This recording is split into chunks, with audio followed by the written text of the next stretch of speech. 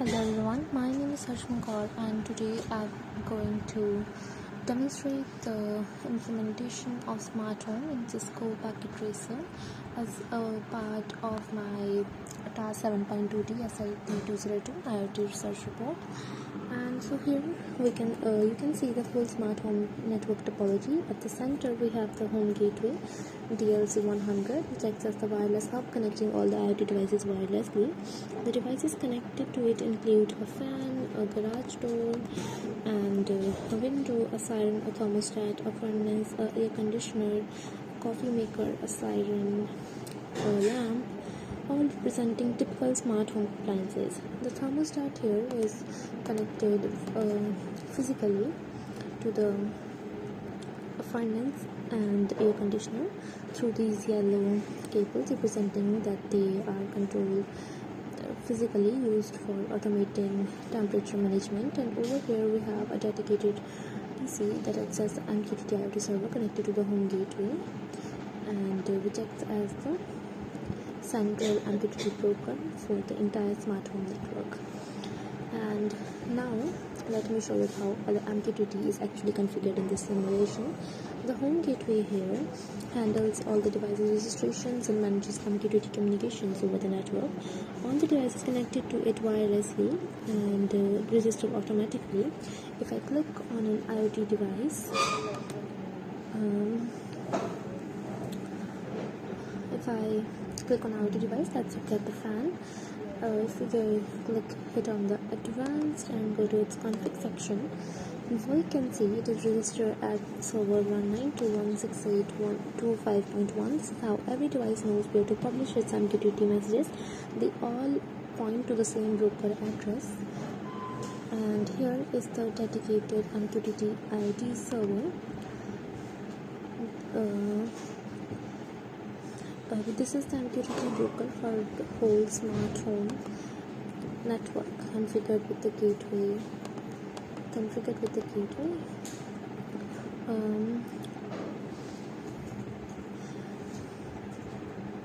Address is 192.168.25.1. Every IoT device in this network publishes its status to this broker and receives control command through it. This is exactly MQTT's publish subscribe model in practice. The IoT devices are the publishers, the IoT server is the broker, and the user accessing the web interface is the subscriber. Now, in order to access the broker through the web browser, we have to go to the desktop and let's log out and let's cross it so I can show you how it's done from the starting. So, in order to see and control all the devices, we need to go to our web browser through the desktop and then go to https 192.168.25.1. This is the address of the home gateway, right? And then hit on the click button, and then you need to enter the username, that's admin, and password, and then submit. And we can see all the IoT server devices that are linked with it. So now we can see all these devices are IoT server devices are listed here, and they are all online, shown by the green indications. This confirms every device is successfully registered and is actively publishing its status to the MQTT broker in real time. So let me demonstrate manual control. I will toggle the fan.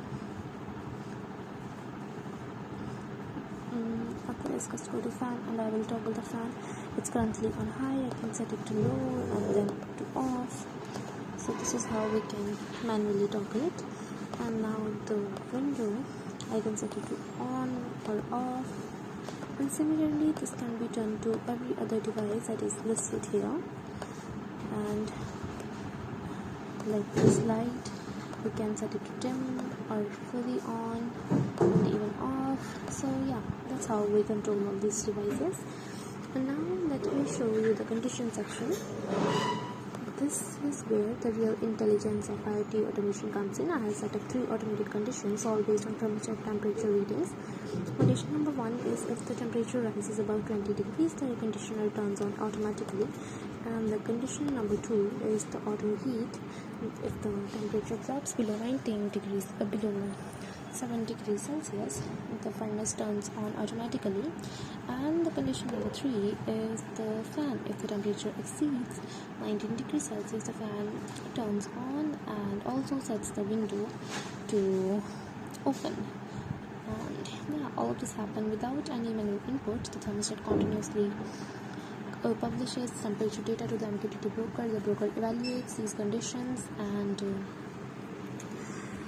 then sends control messages to the relevant devices. This is exactly what makes IoT smart. Now, to further demonstrate how IoT devices are added to an MQTT network, I am going to add a brand new device. Like let's just add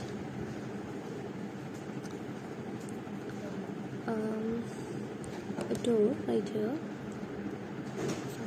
Add a door right here, and I drag this from a new smart device onto the canvas. So let's let it connected automatically to the DLC home device wirelessly. Now if I go to its config section, and so you can see it is already on DHCP, and in the IoT server we will connect it to the home gateway, and yeah, that's it. It is now pointing directly to the MQTT broker and set the server type to home gateway. And now if I go back to the MQTT broker interface and refresh, we can see that our IoT 3, that is door, is right here, and now it is on lock and unlock. Oh, now it is unlocked, sorry, and now it's locked. So that's how easy it is to connect devices to the MQTT server and control it in real time, toggling it to the broker, just like all other devices. This demonstrates exactly how scalable the MQTT is, and any new MQTT device simply needs to know the broker address, and it immediately becomes a part of the smart home network. This is one of the key reasons MQTT is most widely used protocol in IoT. So, to summarize, this demonstration demonstrates a complete IoT smart home where all devices communicate wirelessly through a central home gateway. And hello everyone, my name is Harshman Kaur, and today I'm going to demonstrate the implementation of smart home in Cisco Packet Tracer as a part of my task 7.2D SIT202 IoT research report.